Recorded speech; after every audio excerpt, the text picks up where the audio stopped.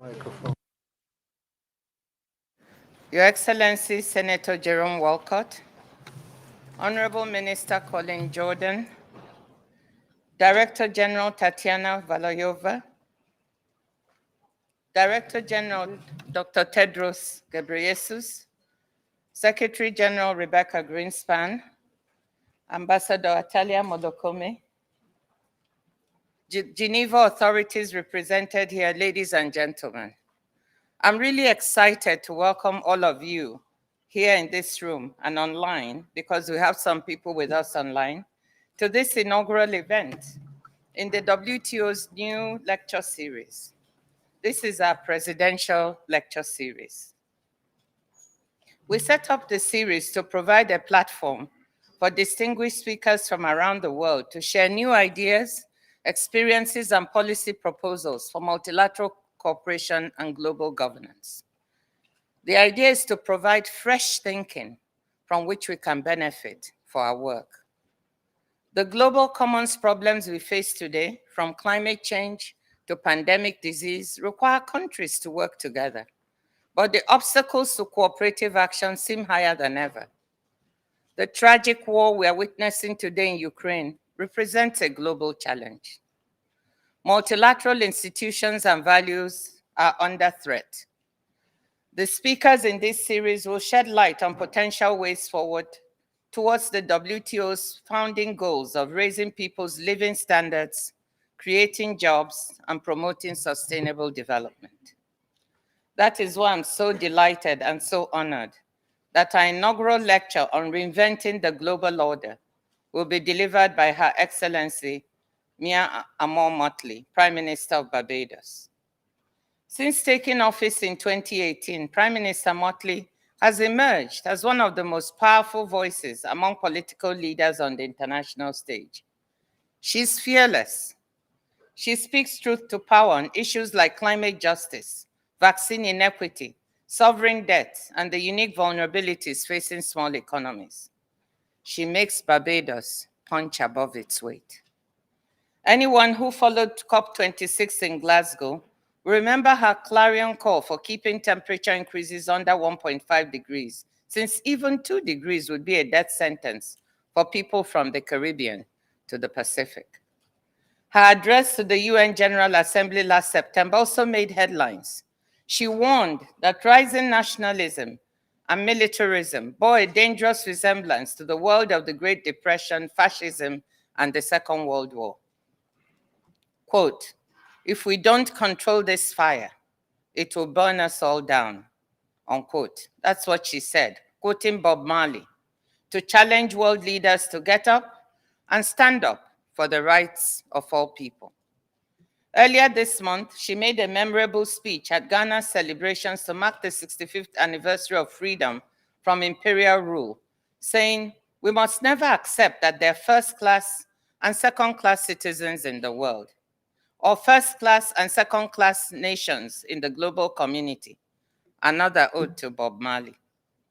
Prime Minister Motley also holds the finance portfolio. I love it as a former finance minister. Has been a leader who has delivered. Last year, Barbados cut its final ties to the British Crown and became a republic, fulfilling a long-standing aspiration. Her government has made smart moves to restructure and reprofile debt, with clauses in the new debt contracts that would defer payments in the event of natural disasters. This has allowed Barbados to bring down the debt to GDP ratio, even while increasing investments in renewable energy. The COVID-19 pandemic has been managed well, and tourism has resumed. And in January, voters gave her party the second landslide victory in a row. She won every seat.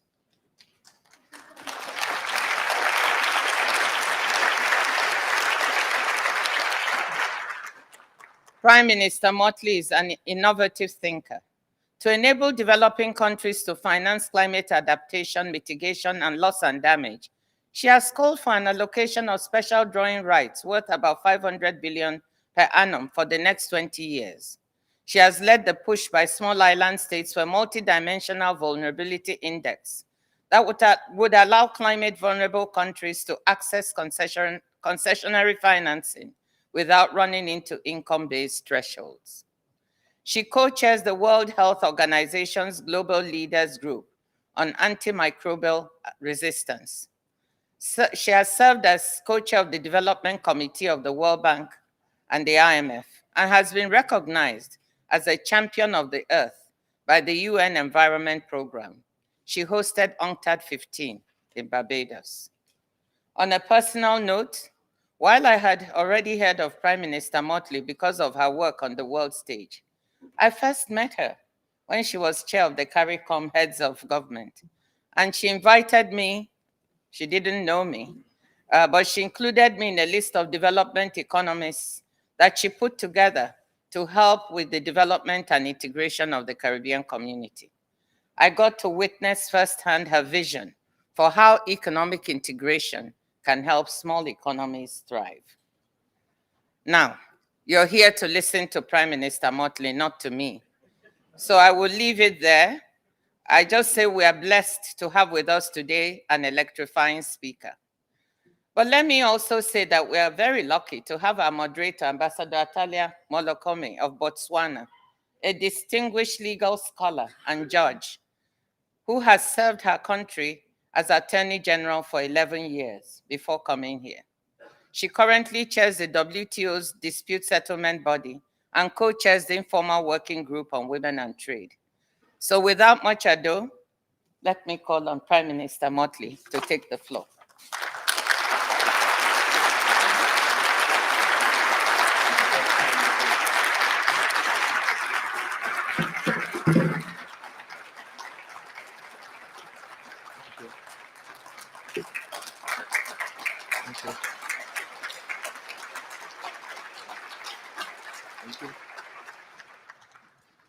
Thank you very much, everyone.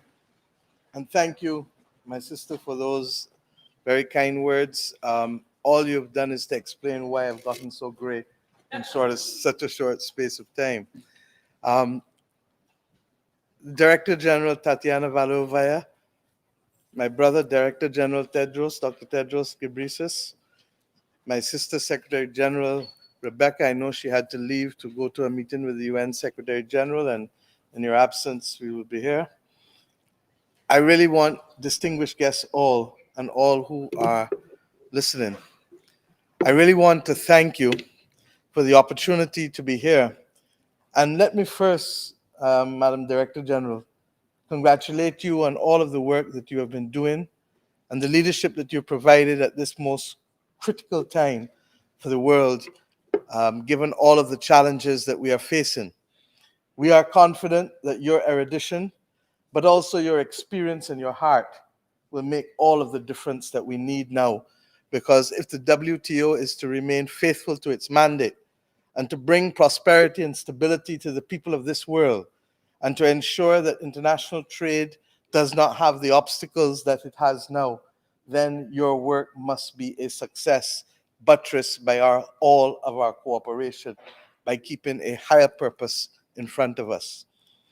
I'd also like to thank you for the honor that you've bestowed on my country by inviting me to deliver this lecture this afternoon. And this is the inaugural presidential lecture, and Barbados is truly humbled by our opportunity to share perspectives from a small island developing state, because our voice is critical in this debate, since in many instances we are on the front line of these challenging times. The very existence of our states depends on a few things, but the one existential crisis that we all face is that of climate. And indeed, you will therefore forgive me, all of you, please, I ask for your forgiveness, if at this juncture I share with you that I would like to dedicate this lecture to someone who I knew all my life, but who regrettably passed on Friday evening, Dr. Hugh Seeley, who was the lead negotiator on behalf of the Alliance of Small Island States with respect to Article 6 coming out of the Paris Agreement.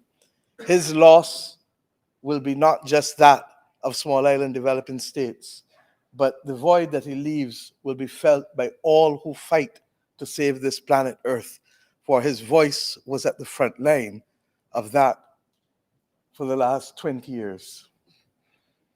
My friends, underlying the theme before us today is the recognition that the global order is not working. It simply is not delivering in the areas of critical importance necessary to achieve the goal of sustainable development for the majority of our world's population.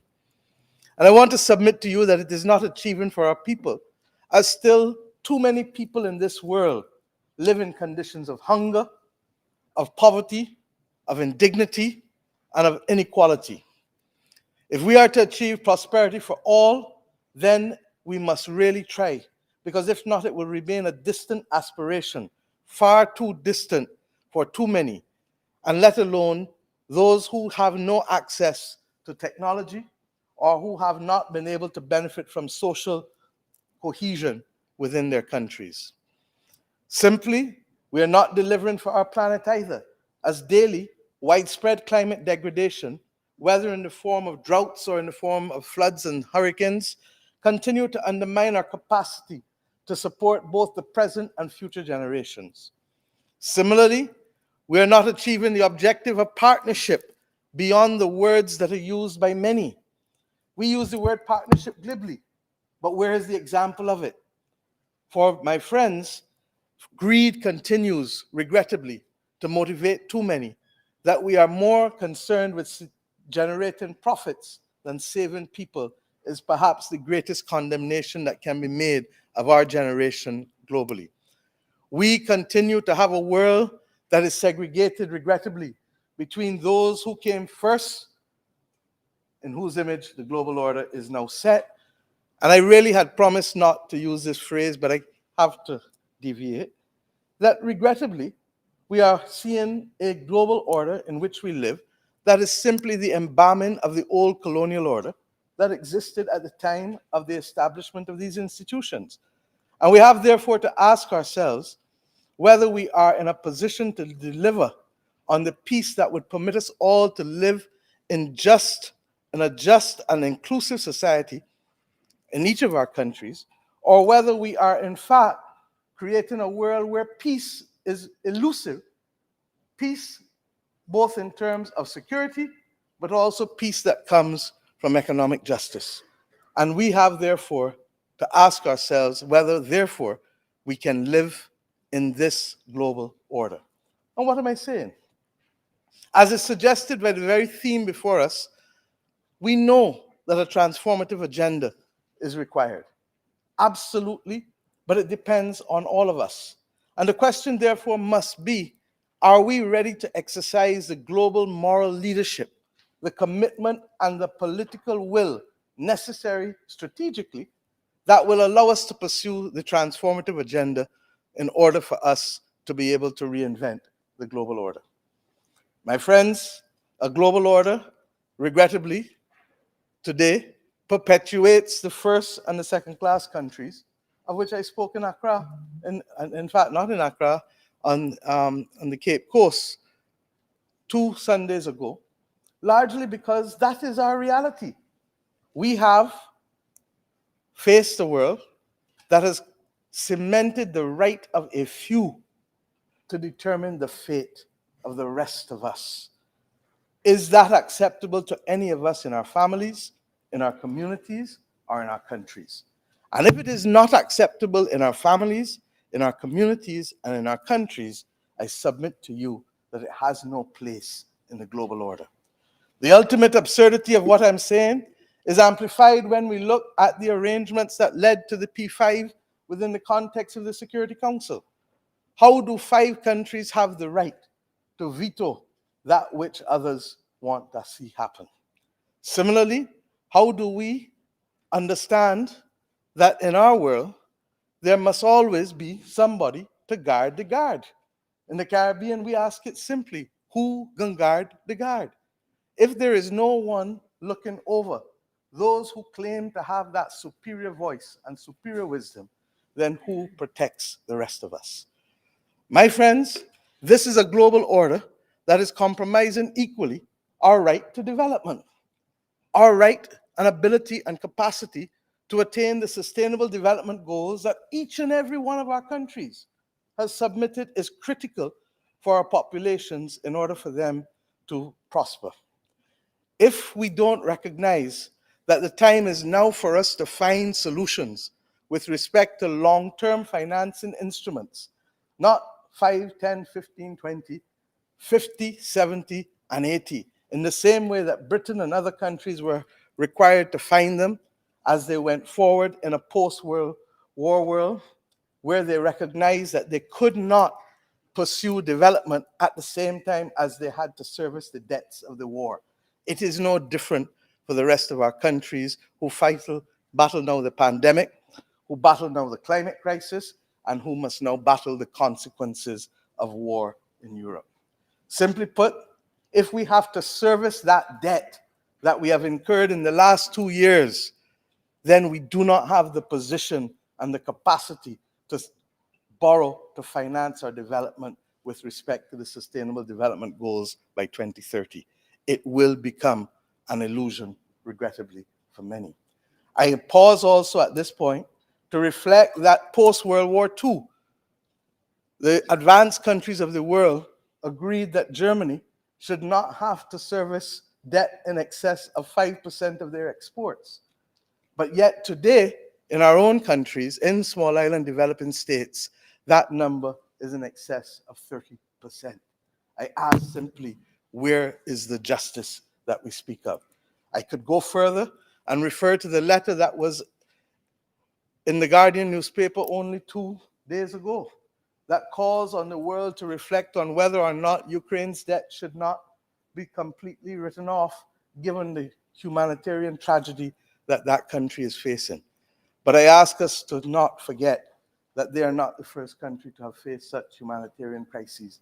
And if we are going to open our hearts to the concept of how we treat the issue of debt and financing, then I say now is the time for the long-term instruments to be able to reflect the horror of what so many of us have endured during the course of the last 2 years. A pandemic compounded by a climate crisis is nothing to play with. Regrettably also, we continue to ignore the voices of other developing countries in the same way that we ignore the voice of labor, the workers, our citizens, on so many issues globally, when in most instances, what are they really trying to do?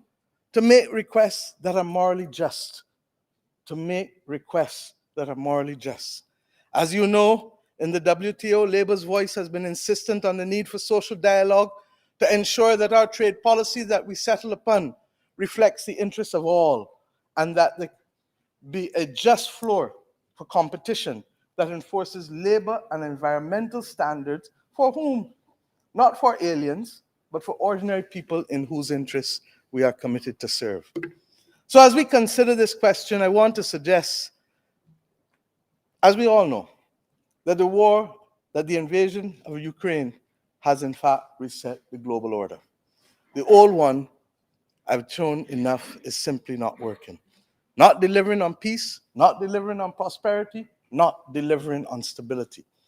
And indeed, we do so because the events of recent times literally come after 20 years of what? A global financial crisis. The release of unprecedented amounts of liquidity, a rapid climate change and climate-related disaster world, or as I like to call it, a climate crisis in which we find ourselves, a COVID-19 pandemic, and without prejudice to all of that, the work that we are now doing to avert the next pandemic, the slow motion pandemic on antimicrobial resistance, which you referred to earlier, that I'm working along with the WHO and Dr. Tedros to be able to see how we can fight the superviruses that are already killing in excess of 1 million people annually, and is expected to kill more people by 2050 than any other condition. My friends, while we have not had what some call a world war, we have truly had a world of wars, a world of conflicts, where millions of innocent victims, civilians, have been the casualties. It's a shame that it takes this European theater to make us respond to the illegal state aggression with global sanctions. It is a shame that it takes this theater to provide the warm welcome to refugees, a welcome which ought to have been our human response to all refugees all along, and not just today. But nevertheless, better late than never. For the plight of migrants is not one that they accept willingly. It is one that is foisted on them because of circumstances beyond their control, irrespective of whether those circumstances come from climate or man-made causes. My friends, it is no wonder that many of our young people globally have lost faith in this order, in this global order, because of what they view as patent hypocrisy. I've been in public life through many of these swirling, unsure times, and my life has witnessed firsthand, yes, the failure of the international order to respond where we need it to respond most. The countries and global and regional institutions should have listened to the canaries, which we consider ourselves as small island developing states, long time ago. But regrettably, we are now at risk of disappearing or dying because of the confluence of events that the world now sees. Unimpeded, nations will choose greater financial, energy, food, and national security by retreating behind national and regional lines of defense. That's what I referred to last year. And regrettably, rather than us seeing an improvement in our circumstances, we have seen the circumstances literally worsen before our very eyes. The inconvenient truth for those of us who support a liberal international order is that maybe some good may come from crisis. Maybe. We may develop a diversified and therefore more robust financial system if we finally listen about the need for different instruments that are appropriate to the conditions in which most of our countries find ourselves.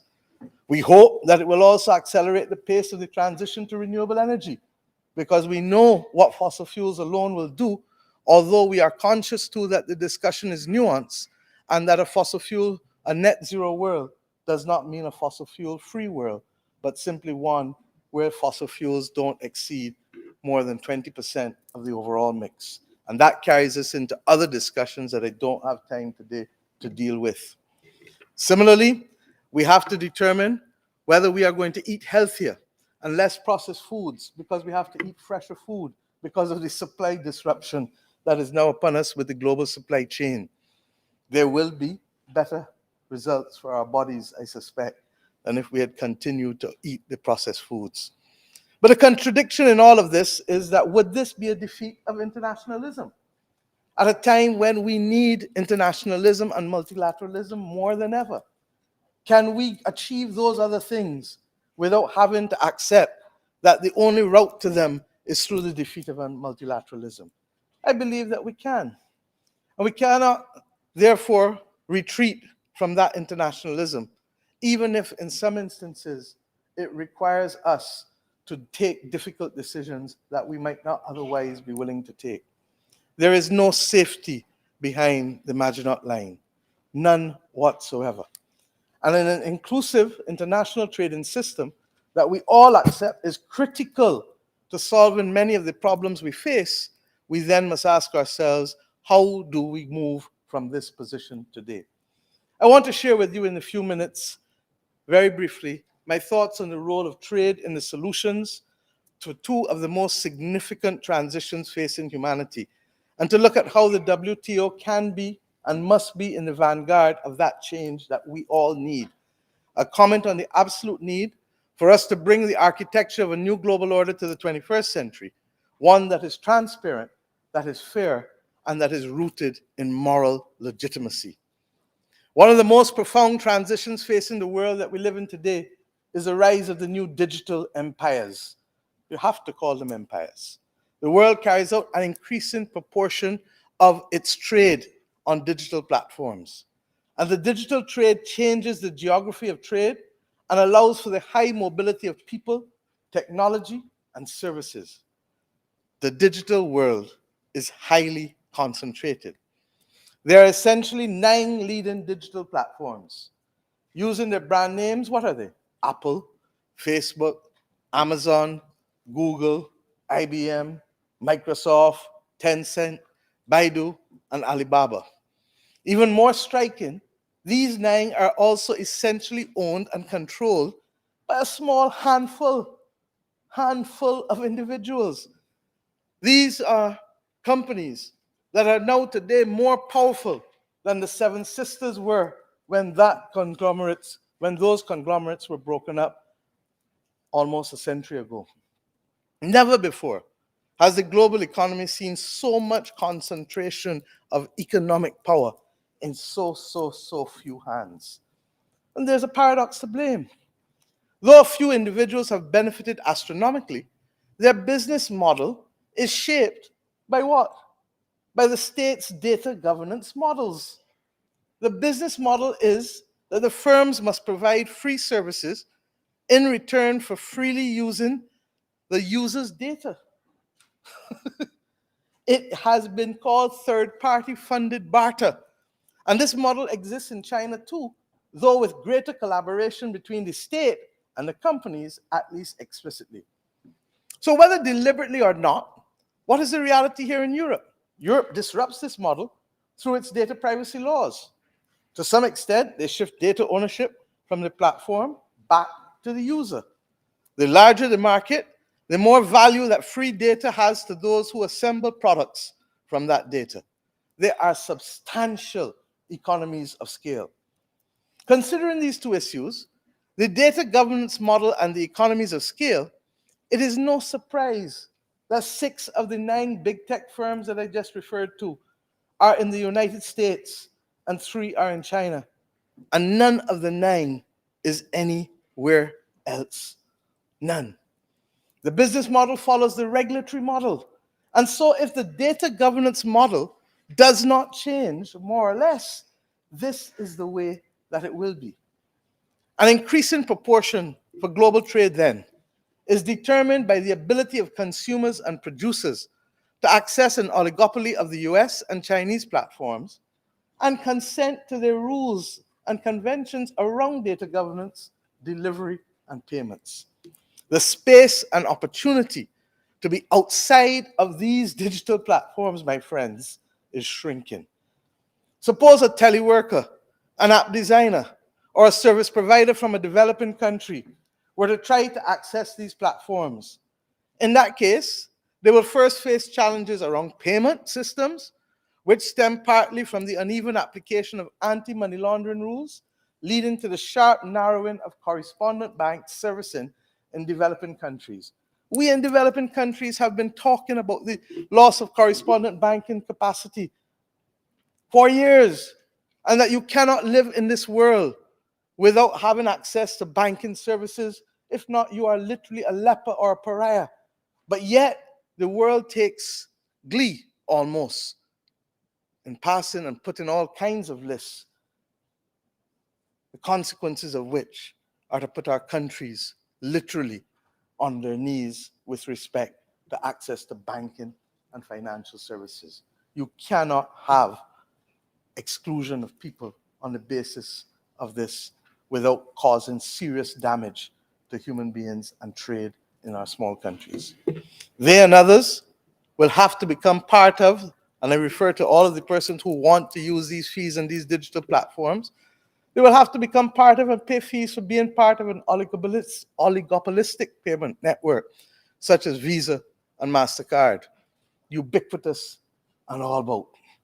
They may have to pay hefty fees to be on the digital platform and then subscribe to their data rules to confirm that data governance is a trade issue. That's what it is. If a country wanted to use fiscal measures to incentivize those using other data rules to redress the concentration of one business model resulting from the US data governance model, they cannot. There's now a WTO moratorium, I'm told, Madam Director General, on all taxes on digital commerce.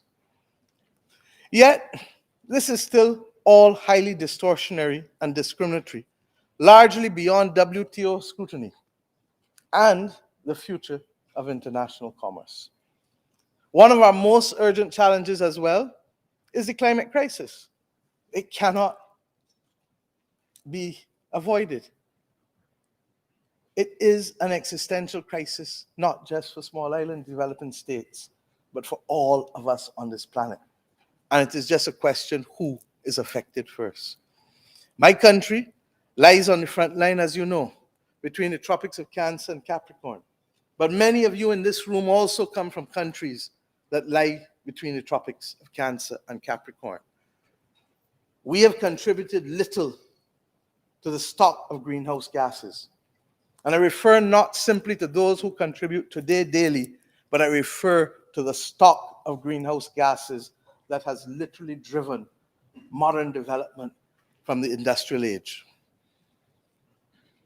And in spite of that minimal contribution, the temperatures and the sea levels continue to provide significant damage to our countries and to our people, where, for example, a drought can happen and half of our country be outside of access to potable water for months at a time.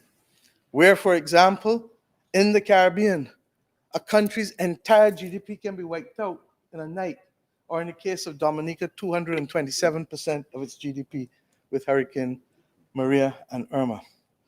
Where our national debts have been driven to be amongst the highest globally by expenditures on environmental protection and mopping up after climate-related disasters. And I want to pause here a second, because many assume that we have, small island developing states and developing countries, have large debt stocks purely because of corruption and profligacy, when in truth and in fact, the work that has been done and is being done by UNCTAD is also showing, and in the CARICOM region, is showing more and more that a lot of that debt has come as a result of, one, the climate crisis. And Madam DG, I have to say this, although many may not want to hear it, that since the establishment of this august institution and its failure to accept the need for special and differential treatment, that our countries have also seen significant contraction in our domestic productive capacity in industry, in manufacturing, and in agriculture, largely as a result of the people who occupy this room not being able to accept that there truly is a genuine trigger for those countries that will not distort global trade in goods and services. And what have been the results?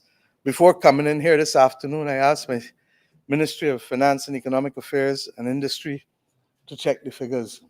And the reality is that since 1997, we have seen a contraction of our domestic manufacturing sector in Barbados decline by over 1/3, and our domestic agricultural sector decline by over 20%. What has been the impact of countries like ours on global trade in goods and services? Well, our share in global trade in goods is 0.000%, and our share of global trade in services is 0.0001%. So when you combine that across the board, it cannot be difficult to distinguish between those countries that can truly distort and those countries for whom the lash is just too heavy a burden, leading to that highly indebted set of circumstances to which I referred. My friends, rich industrialized countries telling poor countries and less industrialized nations that they should care more for the environment will not solve the climate crisis problem. Indeed, our ability to be able to spend money on mitigation and adaptation is constrained by that simple absence of fiscal space that has been triggered by the highly indebted condition that we have developed and come to accept for the last 3 decades in particular. It will not be solved, the climate crisis that is, by an economic system based on prices determined by today's supply and demand with inadequate regard for the future. And we will not solve it by techno-optimism and some loose change being thrown at people. The world needs to spend about $3 trillion a year on investments to transition to renewable and regenerative energy, transport, and agriculture. And the more we talk about it and the less we do it, the more critical the problem becomes. The amount of money, though, is not the biggest challenge. Because in the last 12 years alone, as I said at Glasgow, central banks have spent $25 trillion buying government bonds in their quantitative easing programs. If they had purchased $25 trillion of bonds that finance the energy transition, they would have had similar economic impact and got us halfway up the mountain in halting the climate crisis. But they didn't. So we're stuck at base camp because of our aim and an absence of an appropriate financing mechanism. I proposed, as you said, one at COP26, where we would look to have 500 billion in SDRs allocated for a period of 20 years. Since then, we've had quiet conversations in the margins of the G20, because the G20 does not represent us, as you know, even though there are calls for the G21 with Africa with 1.4 billion people being left out. That would make it more just and appropriate. Or there are calls for the G30 by 2030. But that's another discussion for another day too. But what we've discovered is that even if the sum of 500 billion in SDRs annually for 20 years appears to be a bridge too far, then we should at least settle on the first 500 billion, which in lending to the private sector could unlock at least another $2 to $3 trillion needed to get the ball rolling. And if it proves to be successful, then we go at it again and again and again until we can settle the world's preparation for this climate crisis through our ability to mitigate and to adapt accordingly. We know that the newly issued and unused special drawing rights are there, and that the trust that we can establish can use and draw from these special drawing rights would use, as I said, to unlock other funds for projects that can transform energy, transport, and agriculture as a matter of urgency to stem the crisis which we face. The 500 billion funds of low-cost financing would effectively be that fillip to private capital. Special drawing rights allow the world, as I said, to responsibly mobilize for safe investments in our future. And that $12 trillion of central bank reserves that are being kept dry for a rainy day, well, what is it? It is a rainy day, and it is time to use them. I hope, therefore, that we can continue to build support on these measures, on this idea, with those of you in the G20 countries and those of you who, like us, are outside of the G20, but who are truly concerned about what we are doing. Let us also consider quickly the trade aspects of this solution. We could halt the climate crisis fastest if someone with the right ideas, skills, and experience in one country could, with the help of a very low-cost funds from the Climate Mitigation Trust, raise additional capital that they need in another country where it is cheapest, buy the technology somewhere else where it is best, and turn to another place to invest where there is the greatest scope for climate mitigation. That's what this organization was set up to help us do. In building our coalition for change, we want those countries with capital to be united in common cause with those with technology and climate mitigation opportunities. For if we cannot bridge all three, we will not solve the problems and create opportunities for all. Those of us on the front line, we need grants for the loss and damage of climate events. We've been talking about the Warsaw Mechanism on loss and damage, but nothing more has come other than talk. Similarly, we need the concessionary loans to build resilience to the events. And as I said earlier, because of our highly indebted nature, we need the fiscal space as well. If not, the concessional loans will be a pot of gold on the other side of the rainbow, never to be attained by us. So my friends, as it relates now also to mitigation, those were for adaptation. But as it relates to mitigation, we need more than that where it is now. And regrettably, we continue to make promises, but not see those promises materialize into reality fast enough to stop the temperatures rising as they are. But to think about international trade, let me share with you what someone in a developing country will tell you about where it will happen from their experience about the trade obstacles they face. In the name of fighting global crime, the uneven application of anti-money laundering rules means that while billionaires are allowed to buy football clubs or to buy urban palaces in New York and London and Zurich, and to have the vast majority of their wealth there, many emerging market entrepreneurs from our countries cannot open a bank account, or cannot raise funds in those capital markets because our countries are blacklisted or grey-listed for anti-money laundering, and very often on technical reasons.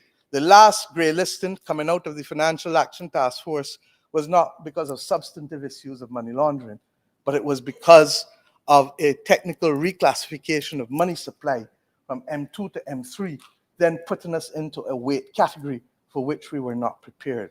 My friends, we have, as small countries, a thin banking system that no money launderer tries to ever lose themselves in, because it is too thin, too small, and too easy to find anything in. Simple. Artificial country ceiling conventions on credit ratings also do not help either, but we know that. Another day for that discussion too.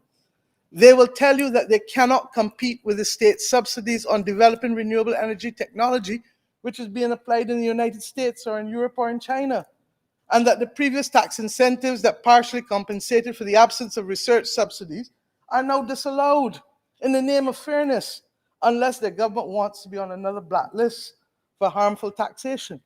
Because everything we try to do once we become competitive, list, gray, black, white. That is our reality.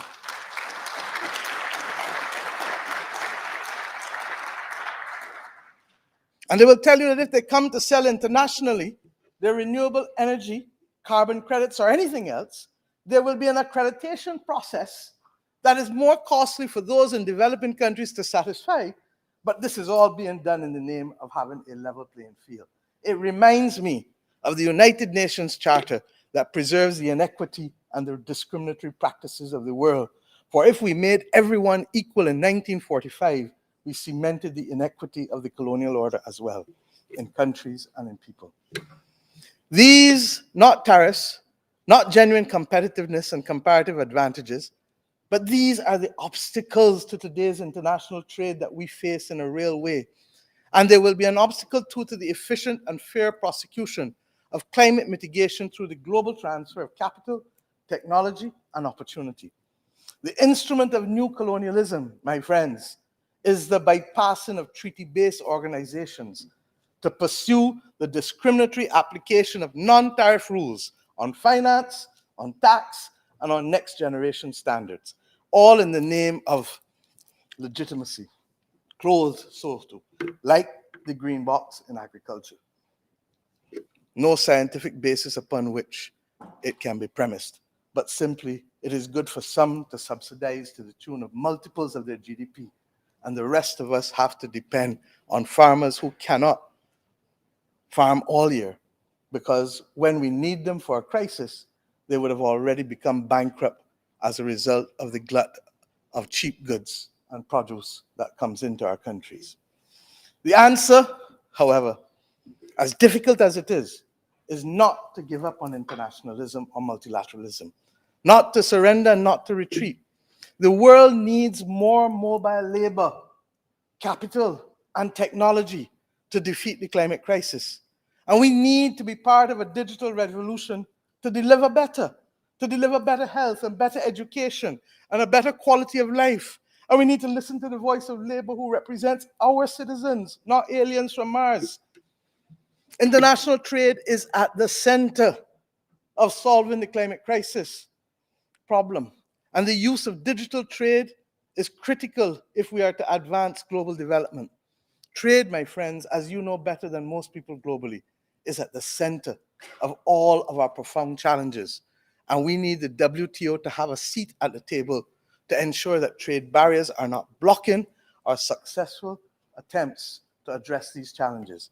Indeed, might I also remind us that trade is not always good, because I come from a region that was, for its modern existence, settled as a result of trade, but it was called the slave trade. And it took away from us the right to have dignity in our ability to be human. So trade is not always good, but good trade can be secured and settled by this organization. The WTO was born into a world of trade in manufactures and tariffs. It has an inheritance from the GATS that has to be confronted. Confronted if we are to move away from the old colonial order. Confronted if we are to create opportunities for fairness among those countries of the world and those people of the world who need our protection the most. We need to deal with the fact that the world of trade in services and the next generation barriers to trade must be confronted. We need the next generation WTO to be the countervailing force to the discriminatory, distortionary, and inequitable rules and barriers to the international trade in services. And while small groups of countries set up crusades, rules, and standards that others are required to follow, there needs to be a strong representative voice that monitors and values the impact of international trade and speak up in defense of that truly international trade system. Madam Director General, I believe you have that capacity to lead the effort with all of the persons in this room, but it requires the political will. To reflect the next generation WTO, I call on this organization to show a reinvigorated defense of an equitable trading system by establishing a high-level committee that asks whether the war on money laundering, the war on tax evasion, the war on the climate crisis, or any of these well-intentioned campaigns have not inadvertently become a war on developing country exporters or a war on small island state exporters. And if so, how can we introduce measures that ensure that we address all of the ailments we are trying to address without prejudicing equitable trade? My message, therefore, to you today is simple, that the stakes have never been higher. Our people are dependent on us more than ever. And that is why I used the words of Bob Marley last year to get up and stand up, because the world must get and be ready to turn its back on the kind of awful behavior that has led to the retreat of internationalism in a misguided pursuit of national security. There is no national security, I should warn, without international security. There is no national security without international security. And there is no international security without an international order that is seen and accepted by most as legitimate, because it is inclusive, it is representative, and it is relevant. At the center of that order, the center of global solutions to global challenges, is equitable international trade. This requires, therefore, that next generation WTO, committed to calling out the obstacles, committed to being even more representative, acting as a countervailing, reforming force against the tendency to narrow exclusive trade relationships, and with a seat at the highest tables to promote the international trade dimension to the world's problems. I believe that this organization, under the new and decisive leadership that it has now, recognizes that we live in a new world and recognizes that we can rise to this point challenge, and we can do better because our people expect better from us. Thank you.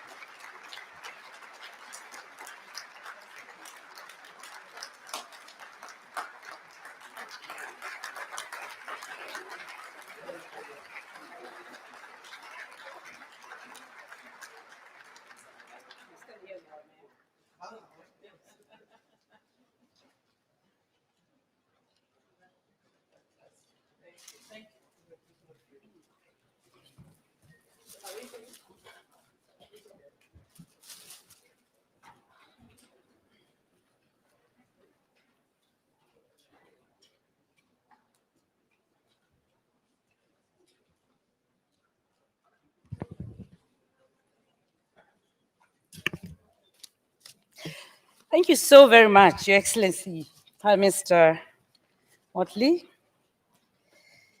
Thank you very WTO much as well. DG, Dr. Ngozi, Excellencies, distinguished guests, participants, both attending in person in this room and online, 400 online. So thank you very, very much for your participation online. We're very, very happy. Congratulations, DG. Clearly, this was a very good idea. My name is Atalia Molokomena. I'm the ambassador and permanent representative of Botswana to the UN and the WTO here in Geneva.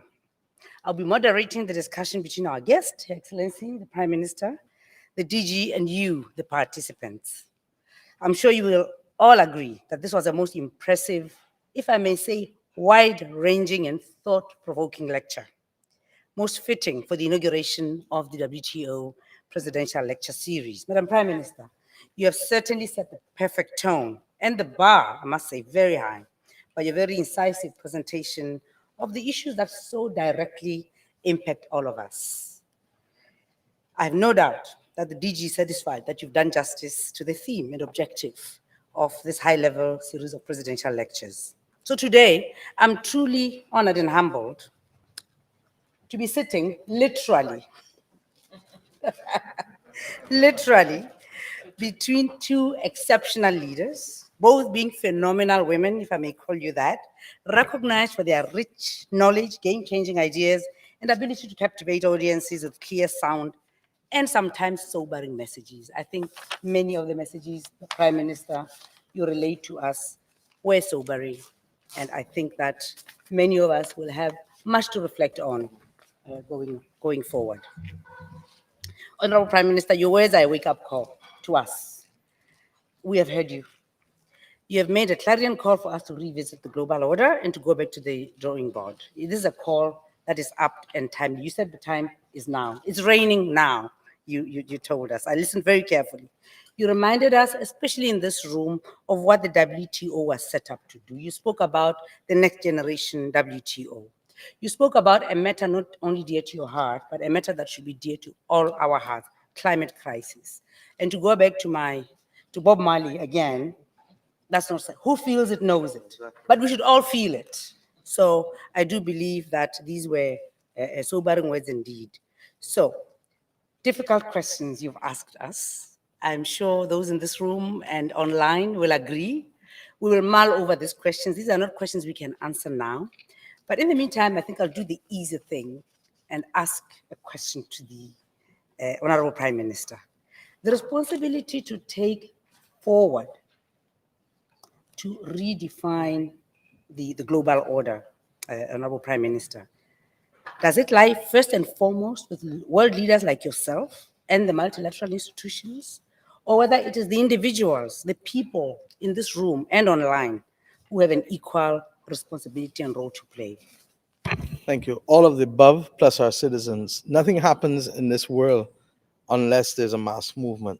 You only have to look at the bringing down of apartheid. I refer apartheid to apartheid because I was a student in London.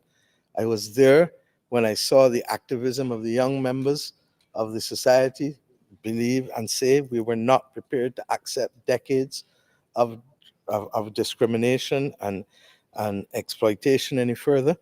And that spawned a movement of young people globally, so that when Mrs. Thatcher and President Reagan refused to yield to the whole issue of sanctions, their populations literally told them where to go.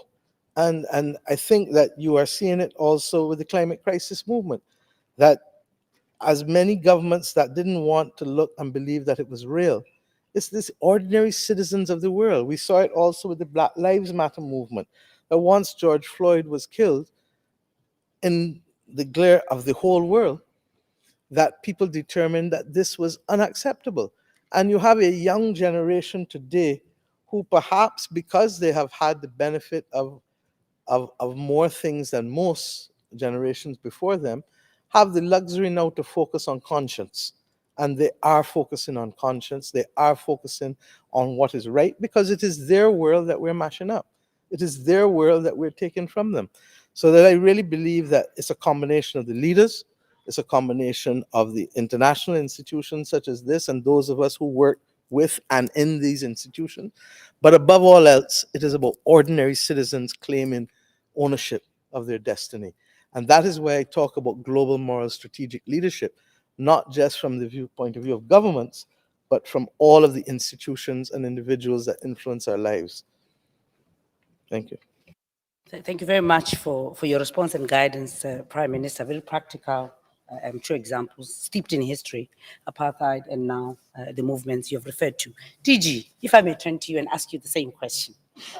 I know you will be ready with an answer. Who, in your view, bears ultimate responsibility for reshaping the global order. Well, first of all, I didn't know you were going to ask me any questions. I think people here have my time to listen to me, so I was hoping the Prime Minister will do all the work today. But seriously, I couldn't agree with the Prime Minister more. When you say who bears responsibility, I always start by saying responsibility starts with you. It starts with you, it starts with me. Most of the time in the world, when something needs to change, we are looking for who is going to change it for us. And I always say, you know, you have to be the change you wish. So if you want something to change, ask yourself first, what can I do to make this happen? Never believe that as an individual, you have no power. I just don't believe that. As an individual, you have the power to change something. And you also have the power to get others to help you change things. So those who look to the leaders all the time, oh, I can't do this unless the government does that, or unless my leaders do that, I say to them, no. Start by, what can I do? Maybe by your very action and your ability to mobilize others to act, you can make your leaders listen. Thank you. If I may, I think that with all that's going on in the world, and Ngozi, you'll forgive me, please, but this morning you said something to me that has stayed with me all day. And that is that you know what it is to have gone through a war. That as a child living, you lived through a war for 3 years between the ages of 12 and 15. And sometimes, and I'm not asking you to obviously give personal testimony in any long way, but I think that you have endured and succeeded is the greatest inspiration that we can give to every boy, girl, man, woman out there, because people just need to know that their individual agency can make that difference in the world. And if they do, then what your advice that you've commended to us is the same one that I live by as well, and that we can jointly commend to the rest of the world that, look, you have to believe as well as do. You have to walk the walk and not just talk the talk. And that's true talk.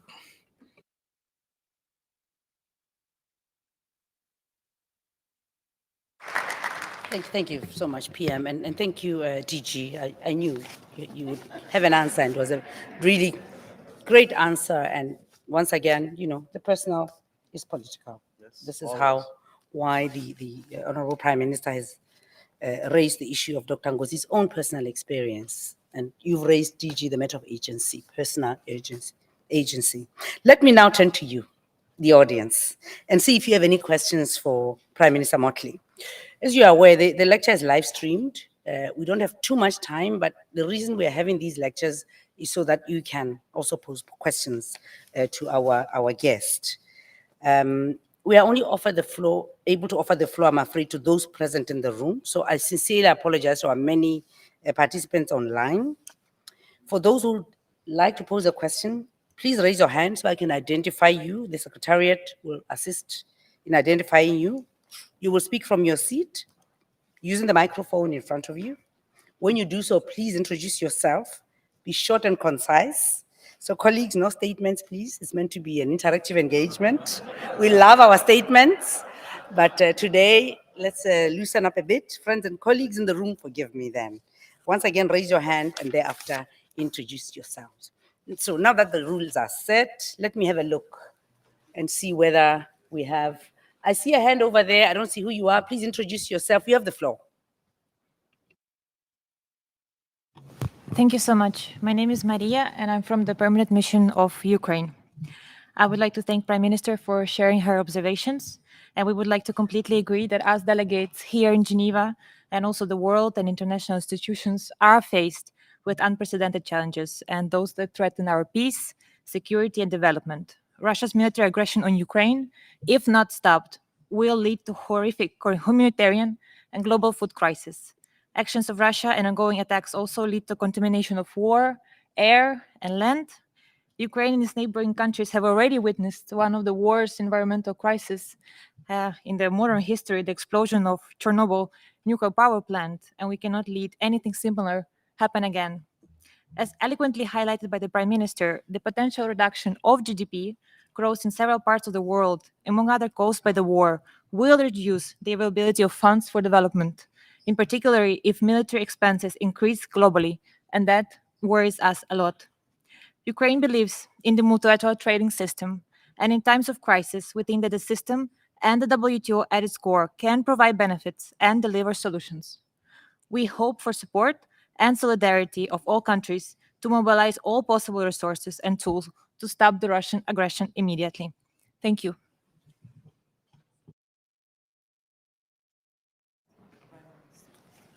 Prime Minister. Thank you very much. People need to talk. People need to sit down and talk in a meaningful way, because the issue is not one-sided in any way, but equally two wrongs never make a right. The first thing that has to happen is that we need to save lives from the humanitarian crisis as well as from the military aspect. But the second thing is that we must also recognize that large powers are not going to easily agree to people putting threats against them, as we saw with the Bay of Pigs in the 1960s. And regrettably, what is not happening is sufficient dialogue and conversation. And that is what is at risk. And I pray, as all of us do, that the suffering that we are seeing on our televisions will stop there, just as I pray it will stop in Afghanistan, just as I pray it will stop in Syria, just as I pray it will stop in all of the other areas of conflict across the world. Equally, I also pray that we recognize that this world in which we live, where people believe that everything can be reduced to a 60-second soundbite or to 4 column inches, be put one side for the purpose of understanding that true, genuine dialogue must mean something. And the last point I make is this: our populations must also be told that principles only mean something when it is inconvenient to stand by them. You cannot say that it is wrong, but still continue to trade in areas where the trade is taking place. And obviously, there are consequences, but most countries do not want to bear the consequences of the cessation of trade, but want to bear the honor of speaking from a pulpit. The two do not equate. And therefore, I hope that people will step back from the precipice where the world currently is now, and to recognize that we do not have the power of the gods to create life or to create a new planet.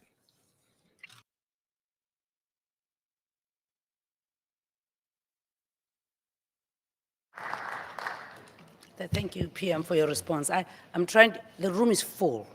So I've had one question from there. So I saw a hand on my left, and I'm going to ask you to come in now, and then I'll go right again. You have the floor. Please identify yourself, introduce yourself. Thank you. Teuta Gai Demiaha, the Ambassador and Permanent Representative of North Macedonia. Madam Prime Minister, today you shared your views on reinventing the global order. Having in mind your powerful leadership and outstanding contribution for gender equality, do you believe that such transformed global order is possible without full worldwide empowerment of women? Thank you.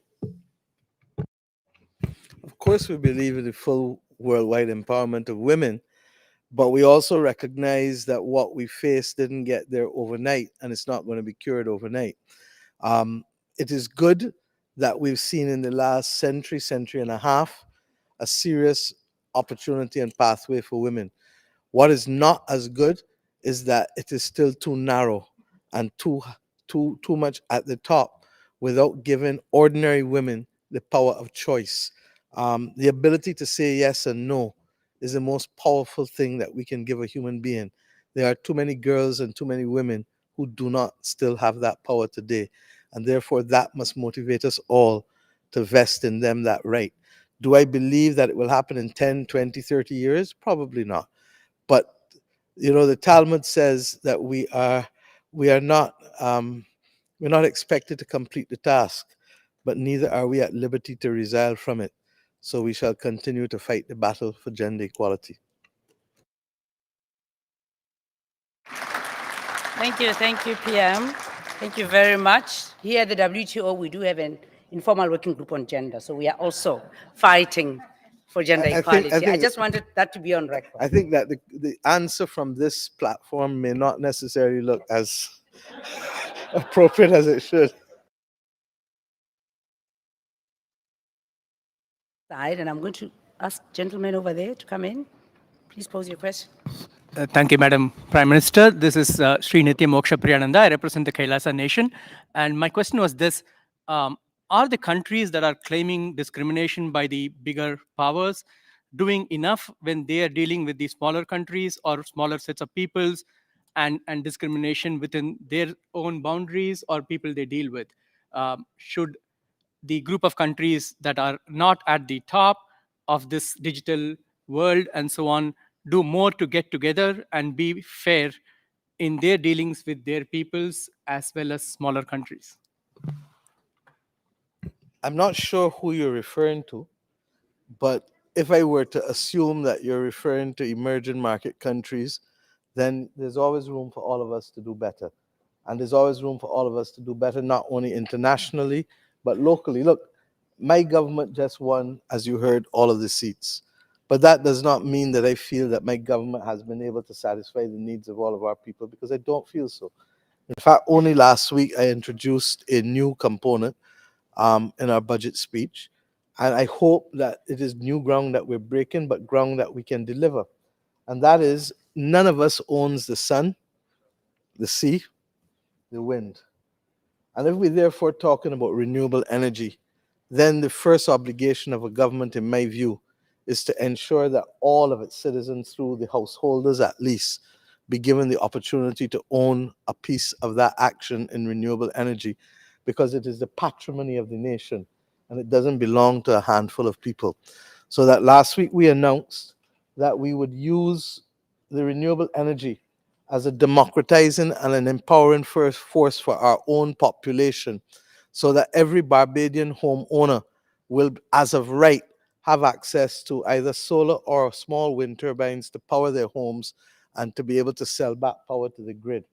Now, I do that in a country of 300,000 people with just under 100,000 households, and I do so conscious that we only announced it last week. So if you asked me that question 6 months ago, then someone might equally have said that I have not done enough. Our government has not done enough for our people too. So the relativity prevents me from being able to answer that question in the way that you might want me to.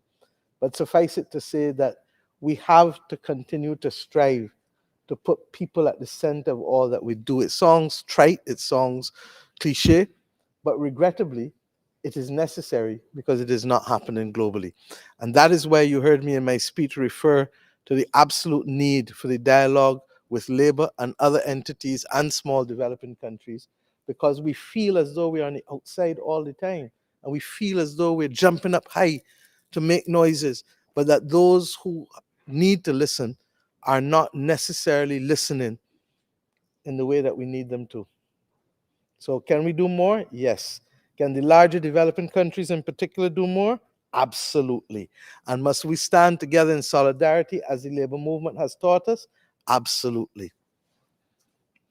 Thank you, PM. There's a hand in the back there. I promised you'd come in, and then we'll go to the same side of the room and I'll move to the right. Boris Engelson, can you hear me? Journalist freelance. Madam Prime Minister, the standing ovation at the end of your address showed that you said a lot of things that people in this room wanted to hear. Is there anything, at least one thing, you have to say which you assume people in this room do not want to hear?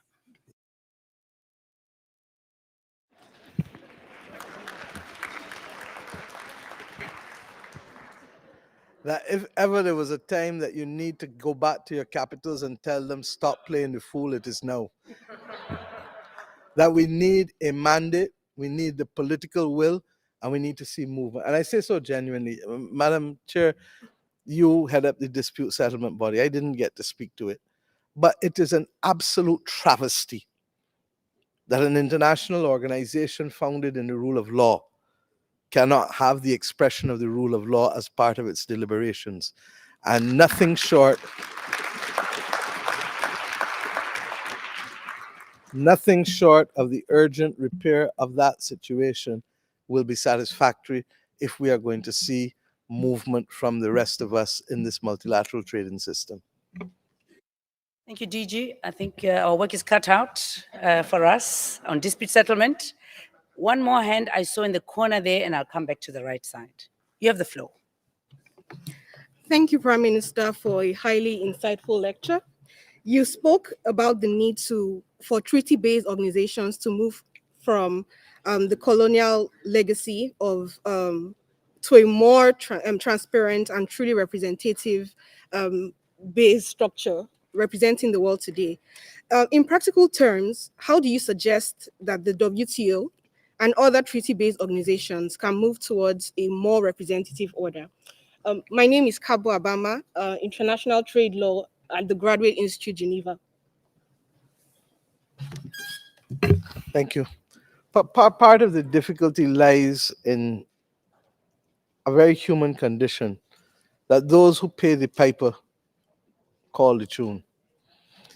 And regrettably, that is not going to work if we are going to have a stable world, because it gives people the feeling that they can have a disproportionate influence, even if that influence is contrary to principles. If the influence could be isolated from the breach of principles and the breach of treaty, then it could work. And then it would be viewed as we view all of our tithing and contributions in religious organizations as a benevolent exercise and not one that is intended to achieve a disproportionate advantage. And it hasn't happened. I can't tell you that we know the exact route to it. But what I do know is that the embalming of the old colonial order cannot be the way of the future. PM, thank you. Thank you very much for your answer. I'm going to take two more from this side because our time is moving on. I see a hand here. You want to come in with your question? And I see, yes. Okay, thank you. I wasn't too sure if you were referring to me. So my name is Curleen Wills. I'm the Chargé d'Affaires for the Cooperative Republic of Guyana. And I want to thank you, PM Motley, for your very candid and powerful lecture. I think you touched on some very important issues for us, not only as CARICOM, but as Guyana. So I also wanted to say how incredibly powerful it is for me personally to see 3 Black women seated here.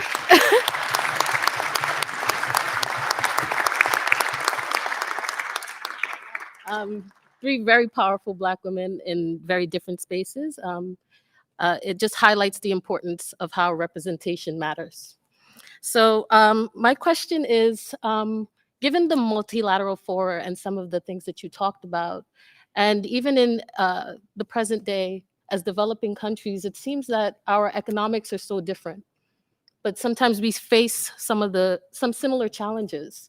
So how as developing countries would you recommend that we can kind of come together to address some of the issues that you highlighted in your lecture? Thank you. Thank you very much, and thank you for your warm words to all of us. And we hope that we can inspire others to continue to represent. On the issue of working together, because that's really what it is. You know, in a family, not everybody wants to eat the same thing every day. But we compromise because we understand the practicality of the distribution of work or the need to be able to spend money in a practical way. And that's why I keep coming back to what we do at the individual level, because the power of individual agency is so tremendous and it ought to inspire us to do the right thing. I see the papal representative here, and I thank him. It's good to see you again. I continue to be inspired by many of our religious leaders globally because much of what the world needs now has to be rooted in justice and morality. And I think that if we start from that premise and we recognize that we cannot do all things at once, then it becomes easier for the developing countries to settle on what are the hierarchy of needs that must be confronted. There is no doubt in my mind that the two that I addressed this evening are critical. And a WTO that does not relate to the climate crisis will be an irrelevant organization because trade is a critical part of solving the climate crisis.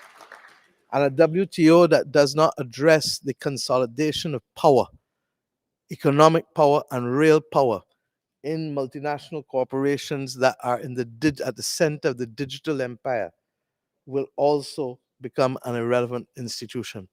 And the reality is that if those are the two most compelling things affecting our citizens, then developing countries ought to say, okay, what will it take for us to agree on those absolute measures to be able to avert the climate crisis and to stop the migration that will follow naturally from the floods and the droughts and the hurricanes? And what will it take for us equally to be able to empower our people?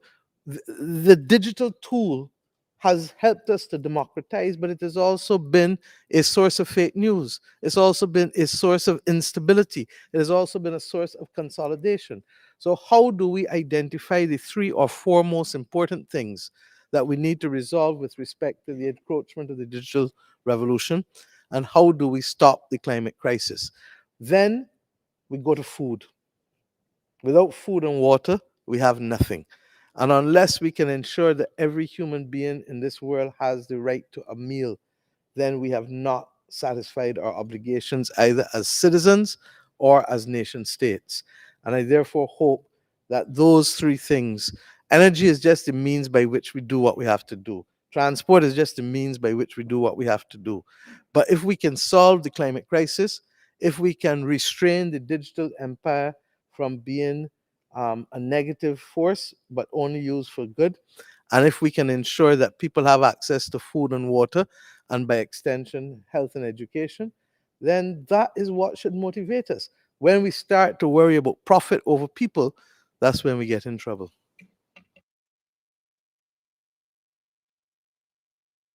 Thank you so very much, Prime Minister. I think it really remains for me to thank both of you, PM and DG. I'm sure there's lots of interest from others who wanted to ask questions, but we have to end it here. Let me congratulate the Prime Minister for your willingness to inaugurate the series, for doing it with such flair, conviction, and insight. We are totally in awe. I think you've left some powerful messages. DG, congratulations for your unique and exciting initiative launched today. It is not actually my duty to thank. I'm going to ask my brother, the PM wants to say something. Just to say thank you, and I forgot one thing. Okay. Ngozi, when we asked you to be a member of the CARICOM Commission on Economy, we also asked Pascal Lamy. And little did we know that on that small commission on the economy, we would have 2 directors general of the WTO. That perhaps says it all for small island developing states, that without good trade, without functional trade, we will be nothing, because no man is an island, but equally no island is the world. So we thank you for your continued commitment to the Caribbean community.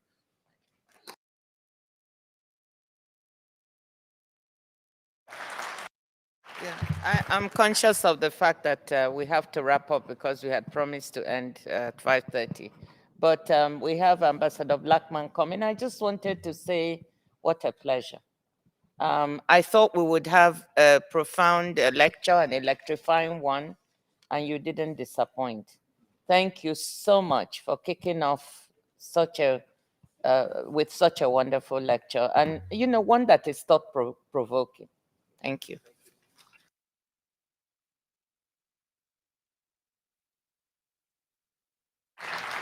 Ambassador Brackman, my brother, you have the floor, Your Excellency. Thank you, colleague, Excellency. The Honorable Mia Amor Mortley, Prime Minister of Barbados and distinguished lecturer, for this wonderful and inaugural WTO Presidential Lecture Series, Dr. Ngozi Okonjo-Iweala, our Director General of this House, Her Excellency and my sister, Dr. Talia Molokome, the Ambassador of Botswana in Geneva, and of course, our moderator for this historic event, heads of international organizations, Excellencies, ladies and gentlemen. I'm both honored and humbled to have been tasked with the expression of a few words to you, thanking you for making this inaugural event a huge success. Let me start firstly by thanking the WTO Director General, Dr.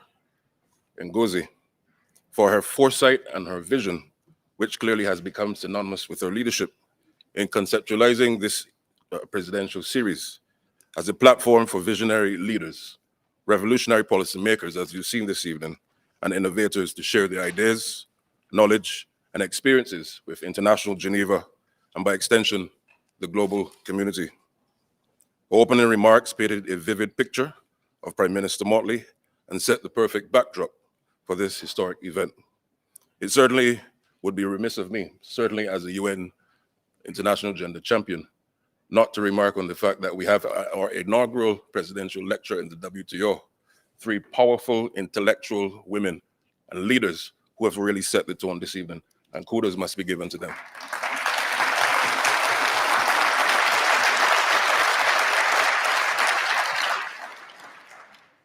I would like to thank the Honorable Prime Minister, not just because she's my Prime Minister.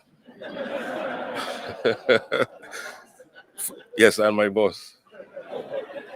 For what I can only describe as a refreshing, thought-provoking, and electrifying lecture, a topic that is not only apt, given the plethora of challenges that the global community is facing today, but one that is also necessary if we are to give the moral strategic leadership that is required at the global level and to ensure that this organization remains faithful to its mandate, and I repeat, remains faithful to its mandate, as well as find common ground on the type of outcomes that will lead to a strengthened organization that responds to the needs and also interests for all, including those that are smaller and vulnerable. If today's lecture is the benchmark for this to come, I believe that this presidential lecture series will achieve all that is promised. The lecture would not have been complete, of course, without our moderator, my sister, Ambassador of Botswana, Ambassador Molokome, for her expert leadership during this event. Ambassador, we thank you. Heads of international organizations in Geneva, particularly the Director General of the United Nations Office at Geneva, Ms. Tatiana Vulovaya, Director General of the World Health Organization, who's had to slip out, Dr. Tedros, and of course, our Secretary General at UNCTAD, Ms. Rebecca Greenspan, who also had to leave earlier. I wish to express gratitude for your continued support and your presence here today. This is a true and tangible expression of what partnership must and look like. I also want to express, finally, ladies and gentlemen, thanks to the Federal Council and the Canton of Geneva for their presence today. Of course, none of this would be possible without International Geneva, ambassadors, distinguished delegates, and specifically invited guests, including those of you here in the room and those viewing online. I wish to thank you for your kind words and your attentiveness. And allow me to thank the entire staff. DG, you have a good staff. You have a good staff.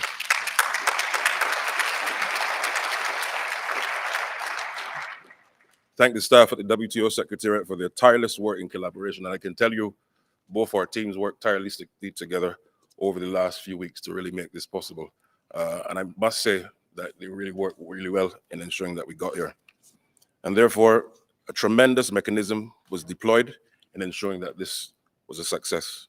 I would, however, like to single out a few persons, namely the Director General's Chief of Staff, Mr. Bright Okogu, and senior advisors, Ambassador Eloi Leroux, Ambassador Stephen Fevrier, former ambassador of the OECS, and Mr. Bernard Coutin, Head of External Relations, and his team, Director Werner and his division. And finally, I wish to thank the Barbados delegation who would have traveled with the Prime Minister. Of course, we have two ministers here with us today, three permanent secretaries. Many of you would have met Minister Walker, who is the Vice Chair of the MC12. And this is certainly a plug for us to continue to build that momentum towards MC12. But we also have our Minister of Labor, Colin Jordan, and we have a Member of Parliament, Tony Moore, who is also the head of our largest trade union in our country, Barbados Workers Union. And ladies and gentlemen, simply to say thanks to all of you. Once again, to Director General for your leadership, your vision, Prime Minister Motley for your truly inspiring and historic words at a historic time in our world affairs, and Ambassador of Botswana. To all of you, thank you very much.